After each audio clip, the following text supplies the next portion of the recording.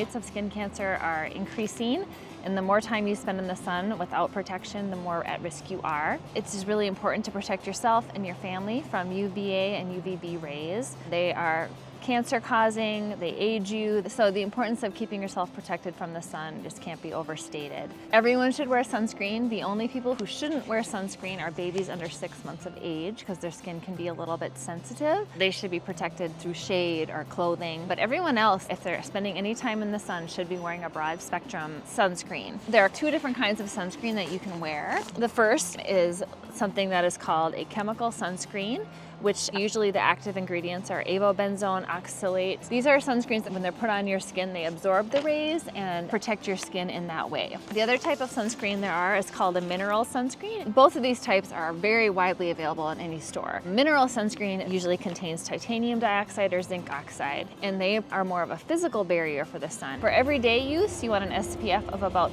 30, but if you're going to be spending an extended period of time, you want at least an SPF of 50. Clothing can shield you as well, especially if you're an outdoorsy type person. There's shirts that have UPF in them. And so there is protective factors that way. It's nice to have not just the sunscreen, but then also maybe layer with a hat and also a shirt that you can put on if you feel like you've been in the sun too long. Also important to wear sunglasses. The risk of the sun can cause macular degeneration, cataracts, so protecting your eyes from those UV rays is really important. And then when you're looking at sunscreen for children, there are ones that are formulated more specifically for children. Usually those are mineral type sunscreen because it can be less irritating to sensitive skin. You obviously want to be aware of how long they've been out in the sun, if you've reapplied the sunscreen every 90 minutes or so, or if they've been in the water a lot, if they need their sunscreen reapplied. Really important to protect children from the sun. Any blisterings that occur before the age of 18 more than double your risk for melanoma as an adult.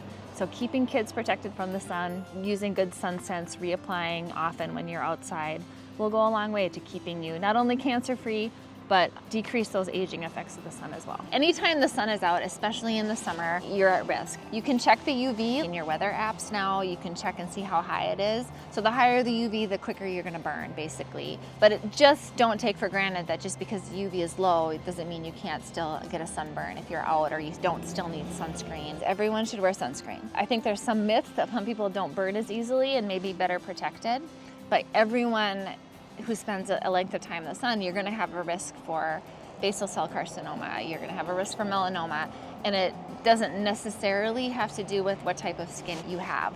That being said, some people are more fair and may burn more easily, but as a general rule, everyone should wear sunscreen when they're out in the sun for any length of time. I think there's been some disinformation about the importance of protecting yourself from the sun. People are concerned about sunscreen, that it is not safe, but sunscreen is rigorously tested.